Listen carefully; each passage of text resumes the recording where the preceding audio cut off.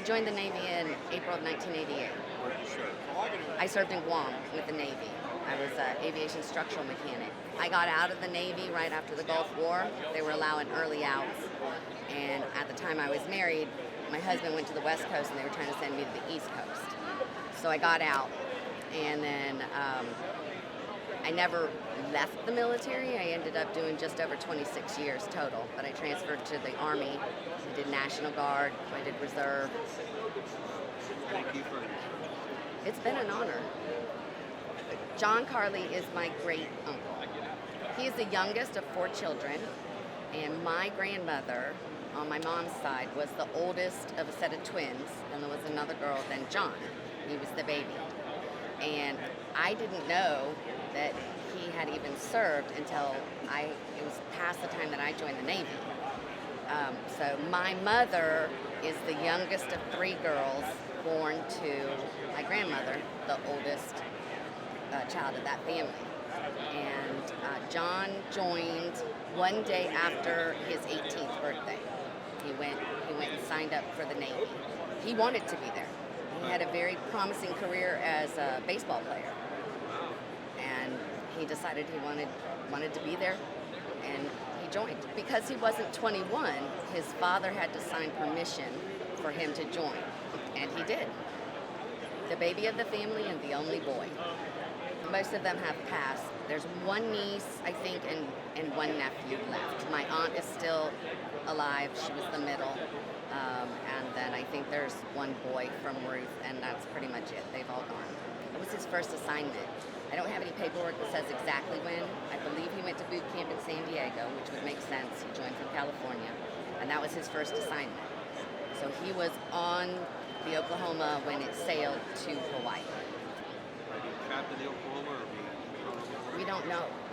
He was a seaman first class, but I've not been able to find out exactly where he worked. No one seems to know exactly where he was working. December 7th, 1941. Where were his parents? They were in California. And where did they tell you later on, many years later, about his death? My aunt, actually, my mom's oldest sister, told me that John had served. My grandparents never talked about him. My grandmother didn't talk about him. But when I joined the Navy, I visited them before I went to Guam, which was my first assignment, and she wanted to take a picture of me in my whites standing in a certain corner, and I found out much later after she had passed that was the last place that she saw John, and they took a picture of him in his whites. It was in her house in Pasadena.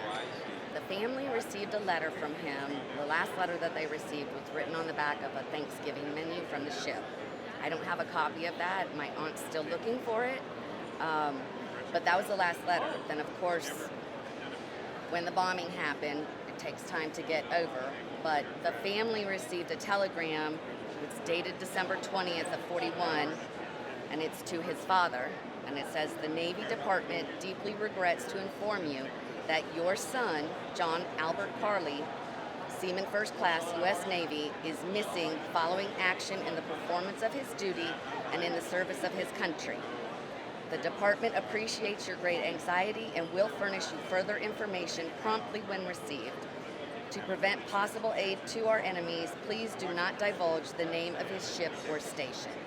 And that is signed by Rear Admiral Randall Jacobs, Chief of the Bureau of Navigation. So my grandmother wrote to the Secretary of the Navy in February of 1942 because they had not heard anything since that telegram. And I've got a copy of the letter. This is from my grandmother, the eldest child. So wrote it to the Navy Department. It's dated February 4th of 1942. You can't see the very first line, it's folded over. But it's asking for you to send us some information as to the whereabouts and condition of our brother, John Albert Carley, Seaman First Class on the Oklahoma. On December 21st of last year, my mother received a telegram saying he was reported missing during action. We have not heard a word since then, and it is almost 2 months since that fatal bombing at Pearl Harbor. We are very anxious to hear how he is, if dead or alive. Could it be he may be in some hospital in San Francisco where some of the wounded were taken? My mother has not been able to eat or sleep since receiving this news. She even requested me to write you in a last attempt to find out about him. She even tried to take some pills. That's not good for her heart. Oh, please let us hear from you soon, as she will be better off knowing the fact and the fate of her son. If you have no information, kindly tell us how to receive some from other sources. You see, he was the youngest and only boy in our family. Thanking you for your trouble, Mrs. Mary Cuckler, sister of John Albert Hartley. Send your reply either to my address, 1113 Evelyn Place, Pasadena, or the address of my mother on the heading of this letter. I'm thankful that we live in a world where communication is quicker now, because I can't imagine not knowing anything, not knowing what's happened to him. As a mother myself, I've experienced times where I didn't know where my son was in the military. Even being in the military, it still concerns me. I can't imagine being a mother that had no idea and not having any information. So I have a letter. It's not signed. It says prepared February 12th of 1942. So you know the letter that my grandmother sent was February 4th. So I believe this is in response, but to my knowledge it was never sent.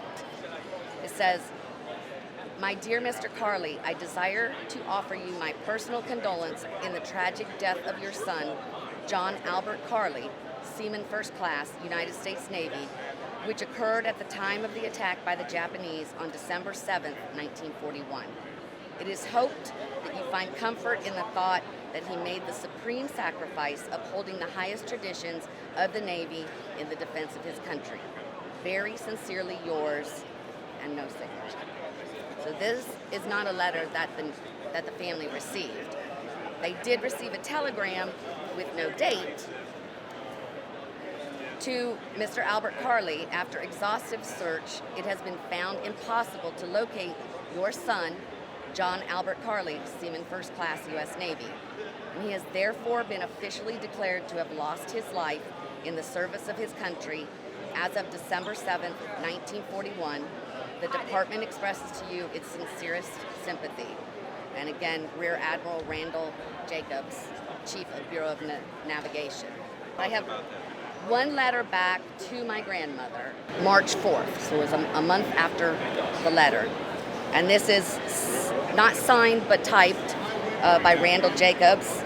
It says, "My dear Mrs. Cuckler, this Bureau desires to acknowledge receipt of your recent communication. It is regretted that due to the great volume of correspondence received, it was impossible to make immediate reply to your request for information concerning your brother, John Albert Carley. At this time, you have doubtless received the sad news that the extensive efforts made to locate your brother were unsuccessful, and it was therefore believed he has lost his life during the Japanese attack upon his ship at Pearl Harbor, TH, on December 7th, 1941. In order that settlement of his affairs could be made, by action of the Secretary of the Navy, he was declared dead as of that date. The Navy Department feels sure that your mother fully realizes the turmoil and confusion incident to the disaster and commends her for being so patient and understanding. Taking this opportunity to extend to you and your family my personal sympathy in your profound sorrow, and trusting that the knowledge that your brother died upholding the principles of justice, freedom, and democracy will in some degree soften your deep bereavement. I am sincerely yours, Randall Jacobs, Chief of Bureau." So that was the last information received. So decades later, EPA stepped in. Yes. So they did receive some paperwork in late 1949, giving him the Purple Heart, and then they had to write away in the 2000s to get the Pearl Harbor. But about 2012, I was notified by one of my aunts, my mother's older sister, that DPA had reached out and they were They're trying to identify the bodies buried at the punch bowl. And they had asked for, because my grandmother had passed, her sisters had passed, everyone's gone. They wanted my two older aunts to give some mitochondrial DNA, which they did. And I'm happy to say that he was identified at the end of 2018, in October 2018. We did receive information that he had been identified. So he was buried actually with his mother and father, the ashes, because we didn't have much. But he was buried May 1st, which was his mother's 130th birthday. I didn't know that I even had a family member who served. I joined the Navy in 1988. Went to visit my grandparents, and my grandmother wanted me to stand in a specific corner of the house, take my picture in my whites. And what I found out many years later after she had passed was that was the last picture she had of her brother, was in his whites.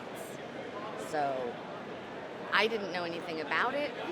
I really wish I had, but I can't imagine the disappointment and the sorrow from my relatives not knowing anything, not having him there. And my mother didn't know anything about it. She was born in 1948. She had no idea. It wasn't mandatory for them to serve at first. And he joined immediately. He turned 18 and he joined immediately. And there were thousands across the country that did that. They didn't have to. They did it because they cared. They provided the world peace.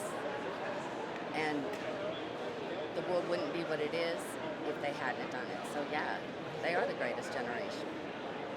Children that went and came home men 2 years later. Is it something that you encourage other family members to do? Absolutely, absolutely. If you can, if you're offered the chance to give the DNA, absolutely. We need to identify our loved ones. We need to bring them home. I'm very glad for DPAA, and I'm very thankful that we were able to bring him home, and I hope other families are able to do the same. Don't stop until they're all home. We don't leave our fallen behind.